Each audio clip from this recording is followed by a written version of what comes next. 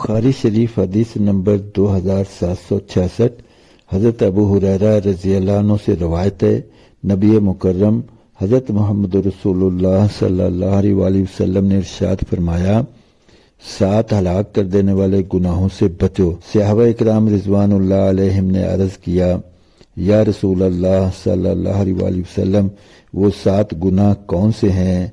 آپ صلی اللہ علیہ وآلہ وسلم نے ارشاد فرمایا، نمبر 1 اللہ تعالیٰ جل شانہ کے ساتھ کسی کو شریک کرنا، نمبر 2 جادو کرنا، نمبر 3 ناحق کسی کو قتل کرنا، نمبر 4 سود کھانا، نمبر 5 یتیم کا مال کھانا، نمبر 6 اپنی جان بچانے کے لیے جہاد میں اسلامی لشکر کا ساتھ چھوڑ کر بھاگ جانا، نمبر 7 پاک دامن اور ایمان والی اور بری باتوں سے بے خبر عورتوں پر زنا کی تہمت لگانا۔